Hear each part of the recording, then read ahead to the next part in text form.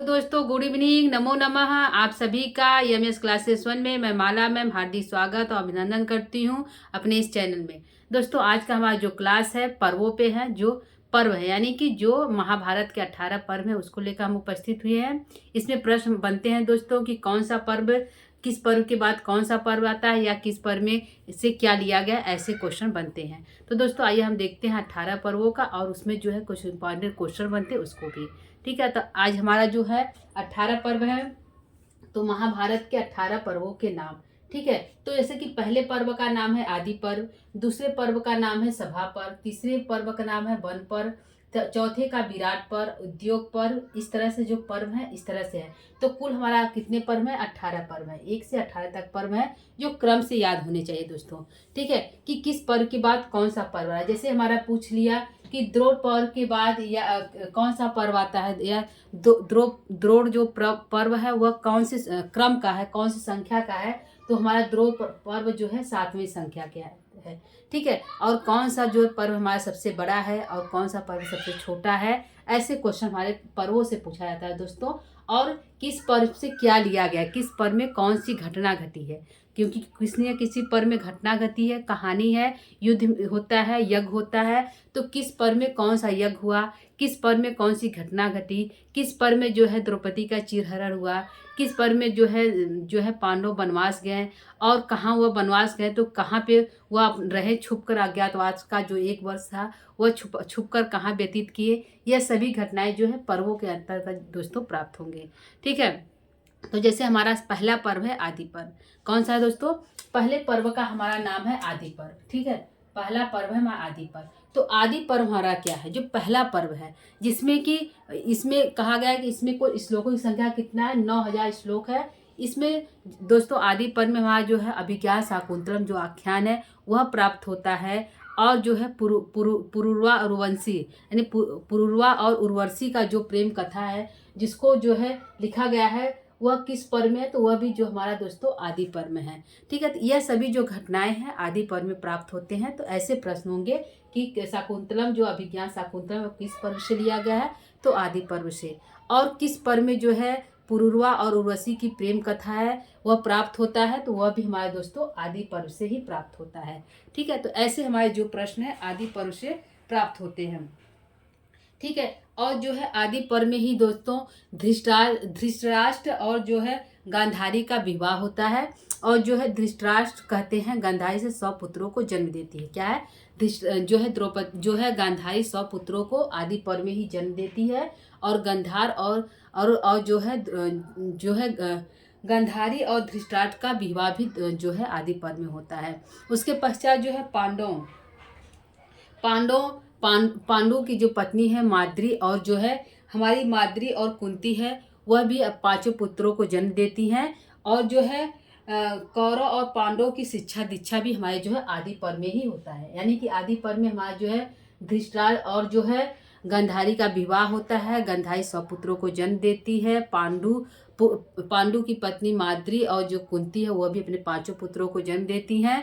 और जो है उन कौरव के 100 पुत्र और जो है पांडु के जो 5 पुत्र हैं वह 5 पुत्रों की शिक्षा दीक्षा का जो व्यवस्था है वह जो है आदि पर्व में ही प्राप्त होते हैं। यह सभी का घटना जो है आदि पर्व से ही प्राप्त होते हैं। ठीक है, दूसरे पर्व का हमारा नाम है सभा पर्व। ठीक है, यहाँ पे सभाएं होती हैं। ठीक है, सभा पर्व में ही दोस्तों जो है युधिष्ठिर जो है राजसूय यज्ञ करते हैं। सभा पर्व में राजसूय योग युधिष्ठिर करते हैं। और इसी में ही शिशुपाल का वध होता है। ठीक है, और सभा पर्व में ही जो है द्यूत आदि जो है द्यूत क्रीड़ा भी खेली जाती है। ठीक है, जिसमें शकुनी और युधिष्ठिर के बीच द्यूत क्रीड़ा होती है और युधिष्ठिर इस क्रीड़ा में हार जाते हैं। और द्रौपदी का चीरहरण भी सभा पर्व में ही होता है। और जो है और उसके बाद जो है पांडु को 12 वर्ष का वनवास और 1 वर्ष का अज्ञातवास भी जो है हमारे सभा पर्व में ही प्राप्त होते हैं। यानी कि यहाँ पे घटनाएं 3-4 हो गई। पूछेगा युधिष्ठिर द्वारा राष्ट्रीय यज्ञ जो है किस पर्व में किया गया? तो सभा पर्व में किया गया। शिशुपाल का वध किस पर्व में हुआ? सभा पर्व में हुआ। या जो है शिशुपाल वध जो महाकाव्य है वह किस पर्व से लिया गया है? तो सभा पर्व से लिया गया है। ऐसे हमारे जो क्वेश्चन है दोस्तों पर्वों से पूछे जाएंगे। तो ये हमारा कुछ टॉपिक हो गया कि युधिष्ठिर द्वारा राष्ट्रीय यज्ञ होता है यज्ञ, और इसी यज्ञ के समय जो है शिशुपाल का वध होता है, जो कृष्ण करते हैं अपने चक्र के द्वारा, कृष्ण करते हैं शिशुपाल का वध। ठीक है, तो ये हमारे दो पर्व हो गए, पहला आदि पर्व और दूसरा सभा पर्व। तीसरा पर्व हमारा है वन पर्व। ठीक है, आदि पर्व के बाद जन्म हो जाता है कौरव को जो सब पुत्र है उनके धृतराष्ट्र के उनके 100 पुत्र, और पांचों पांडव उनका जन्म होता है। उसके बाद जो सभाएं होती है, युधिष्ठिर जो राष्ट्रीय यज्ञ करते हैं और शिशुपाल का वध होता है। उसके बाद जो है द्रौपदी का चीरहरण होता है सभा के बाद जो है पांचों पांडवों को वनवास हो जाता है। ठीक है, तो वन में जाते हैं, जब वनवास होता है वन में जाते हैं तो उसको हम वन पर्व कहते हैं। ठीक है, सभा के बाद सभाएं होती है, उसमें ये सब घटनाएं घटती हैं। दुष्ट क्रीड़ा में युधिष्ठिर हार जाते हैं, द्रौपदी को भी हार जाते हैं, अपने पांचों भाइयों को भी हार जाते हैं और उनको वनवास जाना पड़ता है। ठीक है, उसके बाद वन में जाते हैं तो वन पर्व होगा। ठीक है, तीसरा क्या है, वन पर्व है। ठीक है, तीसरा वन पर्व है। वन पर्व में जो है वह लोग जाते हैं अपना 12 वर्ष व्यतीत करते हैं। उसी वन पर्व के अंतर्गत हमारी जो दो घटनाएं जो है कहानियां प्राप्त होती हैं, जैसे कि नल और राम का आख्यान जो है उससे प्राप्त होता है। पूछ लेगा नल और राम का आख्यान किस पर्व में प्राप्त होता है, तो वन पर्व से ही प्राप्त होता है। और सावित्री तथा सत्यवान की कथा भी हमारा जो है वन पर्व में ही प्राप्त होता है। और एक हमारा महाकाव्य है किराता अर्जुनियम, वह भी हमारा जो है वन पर्व से ही प्राप्त होता है। तो ऐसे प्रश्न हमारे जो वन पर्व से प्राप्त हो गए। तो हो गया आदि पर्व, सभा पर्व, वन पर्व। वन पर्व में नल और राम का आख्यान प्राप्त होता है, सावित्री तथा सत्यवान की कथा प्राप्त होती है, और जो है किराता अर्जुन जैसे महाकाव्य भी हमारे वन पर्व से ही प्राप्त होते हैं। ठीक है, और अगला हमारा है तीसरा विराट पर्व। चौथा क्या है, विराट पर्व। ठीक है, जब जो है पांडव जो है वन में जाते हैं, 12 वर्ष का वनवास, 1 वर्ष का अज्ञातवास होता है। तो वे लोग तो वन में 12 वर्ष व्यतीत कर लेते हैं, इधर उधर घूम के कंद फूल इत्यादि खाकर अपना जीवन व्यतीत कर लेते हैं। लेकिन 1 वर्ष बाद 1 वर्ष के लिए उनको छुप कर रहना पड़ता है, यानी कि अज्ञात रूप में रहना पड़ता है, किसी को पता ना चले कि पांडव लोग कहाँ पे निवास कर रहे हैं, मतलब अपने भेष को बदल कर रहना पड़ता है। ठीक है, तो भेष का बदल के रहेंगे तो विराट पर्व होगा। ठीक है, तो द्रौपदी के प्रति आसक्त कीचक का भीम द्वारा वध होता है। तो जो है पांचों पांडव जो है कहाँ छुप कर रहते हैं भेष बदल कर, तो विराट नगर में विराट के राजा रहते हैं विराट नगर में, तो उनके यहाँ ये लोग पांचों पांडव जो छुप के रहते हैं, तो हाँ उसका जो है साला रहता है विराट, जो कि राजा जो है विराट, तो उनके साला जो रहते हैं उसका नाम था कीचक। कीचक जो है द्रौपदी पर आसक्त हो जाता है, और इसकी जब खबर भीम को पता चलती पांचों पांडवों को, तो भीम द्वारा कीचक का वध किया जाता है। तो यह पूछ लेगा द्रौपदी के प्रति आसक्त जो कीचक का वध किसने किया, तो भीम ने किया। यह जो घटना किस पर्व में है, तो हमारा यह घटना जो है विराट पर्व में प्राप्त होता है। ठीक है, यह हमारा जो है विराट पर्व के अंतर्गत आता है। अगला है 5वां उद्योग पर्व। ठीक है, आदि पर्व, सभा पर्व, वन पर्व, विराट पर्व, उद्योग पर्व। जब विराट उन लोग का वनवास व्यतीत हो जाता है पांचों पांडवों का, मतलब कि वह 12 वर्ष छुप कर मतलब कि वन में व्यतीत करते हैं, और ये 1 वर्ष अज्ञातवास का वह व्यतीत कर लेते हैं, तो वह जो उद्योग करते हैं, यानी कि उसके बाद उन्हें राज पुनः प्राप्त करना होता है, तो वो उद्योग करेंगे, यानी युद्ध करने के लिए कुछ न कुछ क्रियाकलाप करेंगे। ठीक है, तो हमारा जो है अगला पर्व आ गया 5वां उद्योग पर्व। इसमें जो है कृष्ण जो है दूत बनकर जो है दुर्योधन के पास जाते हैं शांति के लिए, कि वह मान जाए, और पांडव शर्त रखते हैं यदि दुर्योधन हमको 5 गांव दे दे तो भी हम किसी प्रकार का युद्ध नहीं करेंगे। ठीक है, तो वह जो है उनका जो कृष्ण का दूत बनकर जाना, उनसे बात करना सब व्यर्थ होता है, क्योंकि दुर्योधन नहीं मानता है, और कृष्ण और दुर्योधन की पूरी सेना, ठीक है, तो यहाँ पे नहीं मानता है। उसके बाद जो है कृष्ण के पास जो है मांगने के लिए दुर्योधन और अर्जुन दोनों जाते हैं, तो दुर्योधन को जो है कृष्ण अपनी पूरी सेना दे देते हैं। ठीक है, अक्षौणी पूरी सेना देते हैं, और अर्जुन के साथ वह स्वयं हो जाते हैं, लेकिन अस्त्र शस्त्र न उठाने की प्रतिज्ञा करते हैं। ठीक है, तो यह जो है घटना जो हमारा जो उद्योग पर्व में प्राप्त होता है। अगला हमारा भीष्म पर्व, यानी कि यहाँ पे हमारा युद्ध प्रारंभ हो जाता है भीष्म पर्व में। ठीक है, इसमें जो है भीष्म पितामह जो है वह जो है लगातार जो है 10 दिन तक युद्ध करते हैं। ठीक है, लगातार इसमें 10 दिन तक युद्ध करते हैं भीष्म पितामह, और जो है इसी में जो है अर्जुन और कृष्ण का संवाद होता है। अर्जुन युद्ध करना नहीं चाहते हैं, कृष्ण और अर्जुन का दोनों का वार्तालाप होता है, संवाद होता है। इसी के बीच में जो है श्रीमद् भगवत गीता का जो है कृष्ण उपदेश देते हैं। तो यह पूछेगा श्रीमद् भगवत गीता जो है वह किस पर्व से लिया गया है, तो भीष्म पर्व से लिया गया है। ठीक है, और इसी में जो है भीष्म पर्व में ही हमारा जो है भीष्म पर्व में ही जो है शिखंडी को आगे कर जो है अर्जुन जो है उनको जो है भीष्म पितामह की हत्या करते हैं। तो इसी पर्व के अंतर्गत आता है, यानी कि भीम जो है भीष्म पितामह जो है कितने दिनों तक युद्ध करते हैं, तो 10 दिनों तक युद्ध करते, सेनापति बने रहते हैं। किसके? कौरव पक्ष के सेनापति बने रहते हैं और 10 दिन तक युद्ध करते हैं। इसी पर्व में कृष्ण और अर्जुन का संवाद होता है और श्रीमद् भगवत गीता का उपदेश जो है कृष्ण द्वारा अर्जुन को दिया जाता है। और जो शिखंडी को आगे करके जो है अर्जुन जो है भीष्म पितामह का वध करते हैं। ये सभी जो घटनाएं जो है भीष्म पर्व के अंतर्गत आता है। अगला पर्व है द्रोण पर्व। द्रोण पर्व के अंतर्गत जो है जो द्रोणाचार्य हैं, जो गुरु रहते हैं पांडव और कौरव के, वह कौरव पक्ष से ही युद्ध करते हैं। तो वह जो है जब भीष्म पितामह की हत्या हो जाती है तो उसके बाद जो है द्रोण जो है 5 दिनों के लिए 5 दिनों के मतलब कि वह सेनापति बनते हैं किसके? कौरव पक्ष के। और 15वें दिन उनकी भी मृत्यु हो जाती है, यानी कि 5 दिनों तक वह जो है कौरव पक्ष से युद्ध करते हैं। ठीक है, और इसी द्रोण पर्व में ही धोखे से जो है द्रोणाचार्य की हत्या कर दी जाती है। और जो है उनका पुत्र रहता है अश्वत्थामा, वह बहुत अधिक क्रोधित होता है। ठीक है, और इस क्रोध के कारण वह जो है ब्रह्मास्त्र यानी नारायण जो एक शस्त्र होता है उसका जो है प्रयोग कर देता है। ठीक है, क्रोध के कारण। तो यह जो सभी घटनाएं हैं द्रोण पर्व के अंतर्गत आती है। पूछ लेगा जो द्रोण है द्रोणाचार्य है जो महाभारत के युद्ध में कितने दिन तक युद्ध किए, तो 5 दिनों तक युद्ध किए। और वह जो है मतलब 11वें दिन से 15वें दिन तक जो है कौरव पक्ष के सेनापति बने रहे। ठीक है, और जो है भीष्म पितामह जो है पहले से 10 दिन तक वह सेनापति रहे और लगातार युद्ध करते रहे भीष्म पितामह। ठीक है, अगला है कर पर्व, यानी कि पहले तो भीष्म पितामह सेनापति बनते हैं। भीष्म पितामह की मृत्यु के बाद द्रोणाचार्य जो है सेनापति बनते हैं और 5 दिन तक युद्ध करते हैं। उसके बाद जो है इन दोनों की मृत्यु के बाद जो है कर जो है सेनापति बनते हैं। किसके? कर सेनापति बनते हैं 16वें और 17वें दिन। 17वें दिन उनकी भी हत्या कर दी जाती है।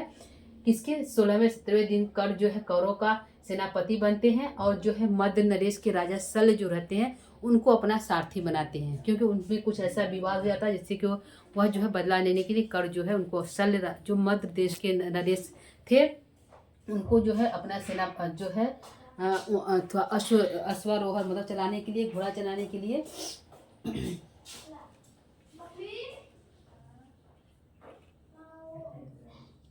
सारथी बनाते हैं। ठीक है, उनको अपना रथ चलाने के लिए कर जो है सल जो है मध्य नरेश सल जो है उनको अपना सारथी बनाते हैं सेनापति। और दोनों के बीच वाक युद्ध होता है, यानी कि बातें में जो है मतलब एक तरह से युद्ध करते हैं, वाक युद्ध जिसे कहते हैं, जो बहुत ही रोचक होता है। ठीक, कर भी अपना कटाच बोलते हैं और जो है सल भी कुछ न कुछ कटाच बोलते हैं, दोनों का वाक युद्ध होता है। यह भी घटनाएं जो हमारे जो है इसमें प्राप्त होता है। किसमें?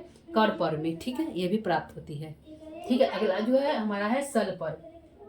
कर की मृत्यु के बाद जो मध्य नरेश के राजा सल रहते हैं वह जो 18वें दिन सल कौरव का सेनापति बनते हैं और युद्ध करते हैं। ठीक है, 18वें दिन जो है सल जो है राजा मध्य नरेश के राजा रहते हैं, वह कौरव के सेनापति बनते हैं और पांडवों से युद्ध करते हैं। ठीक है, यह घटनाएं जो है सल पर्व के अंतर्गत आती है। यानी कि हमारा कितने पर्व हुआ? 9 पर्व। यानी पहला आदि पर्व, सभा पर्व, वन में जाते हैं, विराट राजा के यहाँ आश्रय लेते हैं। उसके बाद युद्ध करने के लिए उद्योग करते हैं। भीष्म पर्व होता है, युद्ध प्रारंभ हो जाता है। उसके बाद जो है द्रोण पर्व होता है, उसके बाद कर पर्व के बाद सल पर्व और उसके बाद सौप्तिक पर्व यानी सोते हुए द्रौपदी के पुत्रों की हत्या कर देना। किसके द्वारा होता है? अश्वत्थामा और जो है अश्वत्थामा इत्यादि के द्वारा होता है।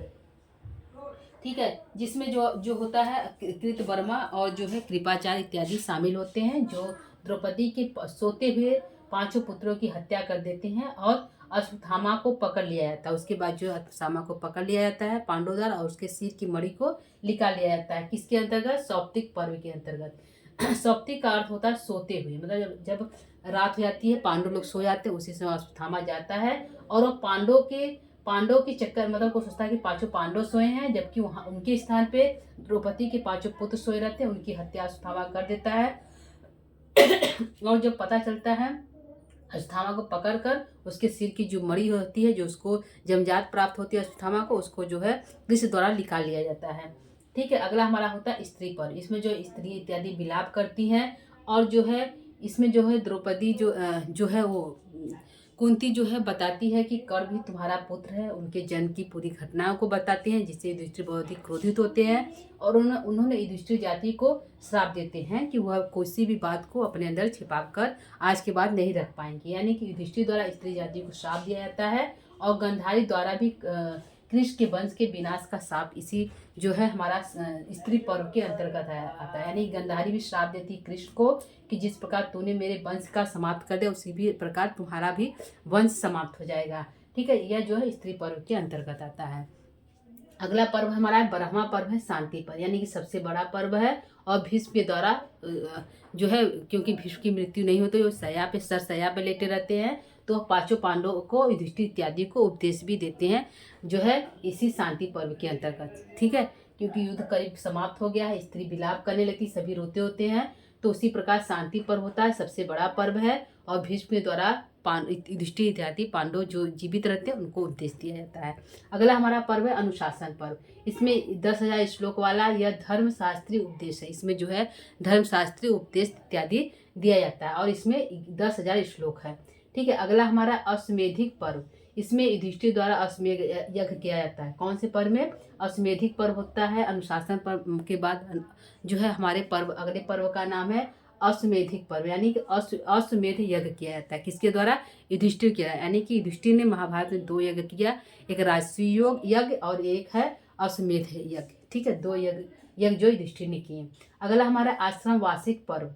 इसमें सभी लोग, यानी कि जो है गंधारी रहती है, और धृतराष्ट्र और जो है धृतराष्ट्र, गंधारी इत्यादि जो है वह जो है वन पर्व के लिए प्रस्थान करते हैं।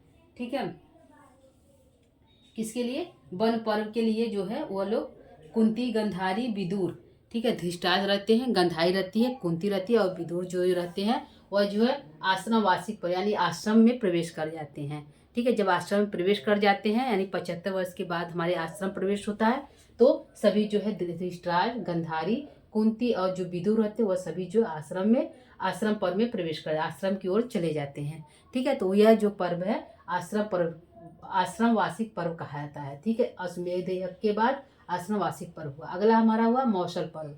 ठीक है, इससे मौसल क्या अर्थ होता है? मूसल द्वारा जो अपना विनाश कर लेते हैं। कौन? यदुवंशी लोग। क्योंकि इसी जब मौसल पर्व होता है, यदुवंशी का विनाशक जो है मूसल के कारण होता है। यह जो है श्राप जो है गंधारी दी जाती है कृष्ण को, कि जिस प्रकार तूने मेरे वंश को समाप्त किया, उसी भी तुम्हारा भी वंश समाप्त हो जाएगा। लेकिन मूसल जो है जो श्राप दिया जाता है, वह जो है एक ऋषि रहते हैं, वह श्राप दिए जाते हैं उनके पुत्र को कि तुम्हारा जो है इसी मूसल के द्वारा तुम्हारा जो है राज्य जो है यदुवंश जो है समाप्त हो जाएगा। तो इसीलिए इस पर्व का नाम हो गया मौसल पर्व। अगला है महाप्रस्थानिक पर्व। पांडवों की हिमालय यात्रा युधिष्ठिर पार्थिव शरीर से ही स्वर्ग जाती है। यानी कि महाप्रस्थान का अर्थ होता है कि सभी राजपाट छोड़कर हिमालय की यानी स्वर्ग की प्राप्ति की ओर चले जाते हैं। सभी लोग हिमालय की ओर जाते हैं, जिसमें जो है बारी बारी से द्रौपदी, अर्जुन, नकुल, सहदेव, अर्जुन, भीम सभी जो है हिमालय से गिरते हुए सभी की मृत्यु हो जाती है। लेकिन पार्थिव शरीर के साथ जो है युधिष्ठिर सिर्फ स्वर्ग लोक में प्रवेश करते हैं, जिसको कहा जाता है महाप्रस्थानिक पर्व। ठीक है, जो महाप्रस्थान कर लेते हैं तो उसको पर्व का नाम है महाप्रस्थानिक पर्व, जिसका संख्या 17वां पर्व है महाप्रस्थानिक पर्व। 18वां स्वर्गारोहण पर्व। जब वह युधिष्ठिर जो है स्वर्ग लोक में प्रवेश कर जाते हैं, तो वह प्रवेश करते हैं उनको नर का दर्शन किया जाता है, जिसमें उसके जो है भाई जो है नकुल, सहदेव, भीम जो होते हैं वह सभी जो है करुण क्रंदन करते हैं, और करुण क्रंदन से उनकी आवाज़ सुनकर वह बहुत जो है दुखी होते हैं युधिष्ठिर। ठीक है, उसके बाद जो है वहाँ से स्वर्ग जो है नरक लोक से उनको जो है बाहर स्वर्ग में लाया जाता है, जहाँ पे वह आश्वासन पाकर दिव्य लोक जाकर कृष्ण और अर्जुन आदि से मिलते हैं। वहाँ पे जाते हैं तो उनको चारों भाई रहते हैं, द्रौपदी रहती हैं, कर्ण रहते हैं, सभी लोग रहते हैं, जिसे वह पाकर बहुत अधिक प्रसन्न होते हैं। यानी स्वर्गारोहण पर्व, जिसमें जो है स्वर्ग में प्रवेश करते हैं युधिष्ठिर, तो अब सभी भाइयों, पत्नी, कर्ण इत्यादि को देखते हैं, यानी कि दुर्योधन, सभी लोग रहते हैं, कृष्ण भी रहते हैं, जिनको देखकर वह बहुत अधिक प्रसन्न होते हैं। तो उस पर्व का नाम हो गया स्वर्गारोहण पर्व। ठीक है, तो किसी ने जो पर्व है वह किसी न किसी घटना से घटित है दोस्तों, तो उसको उसी घटना के क्रम से हम याद करें। जैसे कि पहला हमारा आदि पर्व है, तो पहले पर्व का नाम हमारा आदि पर्व है। जब वो सभाएं करते हैं जिसमें जिसमें जो है दूध कीड़ा होती है, और जो है इसका विनाश होता है, शिशुपाल का वध होता है, राजसूय यज्ञ आता है, तो उस पर्व का नाम है सभा, क्योंकि सभाएं बनी गई हैं तब जो है उसमें यह घटनाएं घटी। उसके बाद घटनाएं घटने के बाद जो है पांडव लोग वन में जाते हैं, तो वन पर्व हो गया। वन में जाकर वह 12 वर्ष व्यतीत करते हैं, 1 वर्ष छुप कर रहना पड़ता है, तो अज्ञातवास होगा। तो वह कहाँ छुप कर रहेंगे? विराट पर जो है पर्व रहता है, वहाँ के राजा के यहाँ वह लोग अपना भेष बदल कर रहते हैं, तो उस पर्व का नाम हो गया विराट पर्व, क्योंकि विराट के राजा रहते हैं तो उनको विराट पर्व। उसके बाद वो युद्ध करते हैं, उनका जो है समय 13 साल व्यतीत हो जाता है, तो उनको युद्ध करने के लिए कुछ न कुछ क्रियाकलाप करना होगा, उद्योग करना होगा। तो वह शांति इत्यादि पहले देते हैं कि यदि दुर्योधन मान जाए तो ठीक है, नहीं मानेंगे तो युद्ध तो होगा ही। तो कुछ ना कुछ उद्योग करते हैं, शांति के लिए कृष्ण को भेजते हैं, लेकिन दुर्योधन नहीं मानता है। उसके बाद युद्ध होता है, तो युद्ध जब प्रारंभ होता है तो पहले पर्व का नाम ही हो गया भीष्म पर्व। ठीक है, तो भीष्म जो है सेनापति रहते हैं, 10 दिन तक युद्ध करते हैं, तो उस पर्व का नाम हो गया भीष्म पर्व। अगला हो गया भीष्म की मृत्यु के बाद उनको जो तीर लग जाती है, सरसैया पर लेट जाते हैं, तो उसके बाद जो है द्रोण जो है सेनापति बनते हैं कौरव के, और वह भी 5 दिन तक युद्ध करते हैं, तो उस पर्व का नाम हो गया द्रोण पर्व, क्योंकि द्रोण सेनापति हो गए, इसलिए उनके नाम से ही उस पर्व का नाम द्रोण पर्व हो गया। द्रोण की मृत्यु के बाद, द्रोणाचार्य की मृत्यु के बाद जो है कर्ण सेनापति बनते हैं, तो इसलिए उस पर्व का नाम हो गया कर्ण पर्व। ठीक है, कर जो है 2 दिन युद्ध करता है, ये भी पूछेगा कि कर जो है कितने दिनों तक सेनापति बना रहा कौरव पक्ष का, तो 2 दिन तक रहा। द्रोणाचार्य का दिन तक रहे, कितने दिनों तक रहे, तो 5 दिनों तक रहे। भीष्म कितने दिनों तक सेनापति युद्ध करते हैं? 10 दिनों तक। 1 दिन के लिए कौन सेनापति पड़ा? तो जो है मद्र नरेश जो है सल रहते हैं, वह जो सेनापति बनते 18वें दिन, और वह जो है युद्ध करते हैं, यानी कि पूरे महाभारत की जो युद्ध होता है 18 दिन तक चलता है, और पूरा पर्व जो है 18 पर्वों व्यतीत है। ठीक है, तो यहाँ पे सल पर्व हो गया, नामा हो गया, फिर उसके बाद सौप्तिक पर्व, यानी सोए हुए उनके द्रौपदी के पुत्रों की हत्या अश्वत्थामा द्वारा कर दी जाती है, इसलिए उस पर्व का नाम हो गया सौप्तिक पर्व, यानी सोए हुए। ठीक है, उसके बाद सौप्तिक पर्व के बाद जब हत्या हो जाएगी तो जो स्त्रियां विलाप करेंगी, रोएंगी, तो उस पर्व का नाम होगा स्त्री विलाप। ठीक है, स्त्री पर्व। ठीक है, जिसमें स्त्रियां विलाप करती हैं, और जो है युधिष्ठिर द्वारा श्राप दिया जाता है कि स्त्रियां आज के बाद किसी भी रहस्य को छिपा नहीं पाएंगी, और जो गंधाई द्वारा भी कृष्ण को श्राप दिया जाता है इस पर्व में, यानी स्त्री पर्व में। उसके बाद हमारा अगर शांति पर्व, यानी कि सारे युद्ध समाप्त हो जाते हैं, लोग शांति, क्योंकि सभी लोग मर चुके होते हैं और कुछ जो जीवित होते हैं अपना शांति का जीवन जीने लगते हैं, तो उस पर्व का नाम हो गया शांति पर्व, जिसमें जो भीष्म पितामह उपदेश देते हैं, और यह सबसे बड़ा पर्व है। उसके बाद हो गया अनुशासन पर्व, जो है इसमें सभी लोग अनुशासित हो जाते हैं, इसमें धर्मशास्त्रीय उपदेश दिए जाते हैं, जो बचे लोग होते हैं युधिष्ठिर इत्यादि पांडवों को धर्मशास्त्रीय उपदेश दिए जाते हैं। उसके बाद जो है युधिष्ठिर द्वारा अश्वमेध यज्ञ किया जाता है, इसलिए उस पर्व का नाम हो गया अश्वमेधिक पर्व। ठीक है, उसके बाद जो है आश्रम वार्षिक पर्व, सभी लोग जो बुजुर्ग होते हैं, जैसे गंधाई, धृतराष्ट्र और जो है कुंती और विदुर, जो सभी आश्रम प्रवेश करते हैं, इसलिए उस पर्व का नाम हो गया आश्रम वार्षिक प्रवेश। अगला हुआ मौसल पर्व, मूसल के द्वारा जो है यदु वंश, यानी जो कृष्ण का जो वंश है समूल नाश हो जाता है, इसलिए उस वंश का नाम हो गया, उस पर्व का नाम हो गया मौसल पर्व। ठीक है, अगला है महाप्रस्थानिक पर्व, जिसमें पांडव की हिमालय यात्रा जाता, जो पांडव युधिष्ठिर सभी जो हिमालय की ओर जाते हैं, जिससे बारी बारी सभी की मृत्यु जाती है, अंत में जो शरीर जो है पार्थिव शरीर के साथ जो युधिष्ठिर प्रवेश करते हैं स्वर्ग में। ठीक है, जब स्वर्ग में प्रवेश करते हैं तो उस पर्व का नाम हो गया स्वर्गारोहण पर्व। ठीक, लास्ट जो हमारा पर्व है स्वर्गारोहण, यानी स्वर्ग में प्रवेश कर जाए, जब जाते हैं तो उस पर्व का नाम हो गया महाप्रस्थानिक पर्व, और जब प्रवेश कर जाते हैं तो उस पर्व का नाम हो गया स्वर्गारोहण पर्व। ठीक है, जब प्रवेश कर जाते हैं स्वर्ग में तो उनको सबसे पहले नरक का दर्शन होता है, बाद में उनका स्वर्ग का दर्शन। ठीक है दोस्तों, तो यह हमारा पर्व हो गया आदि पर्व, सभा पर्व, विराट पर्व जो है हो गया, और जो हो गया उद्योग पर्व, भीष्म पर्व, 18 हमारा पर्व हो गए। ठीक है दोस्तों, तो आज के लिए इतना ही। उम्मीद करती हूँ कि यह पर्व आपको करीब करीब याद हो गया होगा। ठीक है, क्योंकि घटनाएं जिस प्रकार घटित हो रही हैं उसी प्रकार उस पर्व का नाम रखा गया है। ठीक है दोस्तों, तो आज के लिए इतना ही। कल हम फिर से उपस्थित होंगे नए किसी टॉपिक के लिए। तब तक के लिए दोस्तों नमो नमः, धन्यवाद।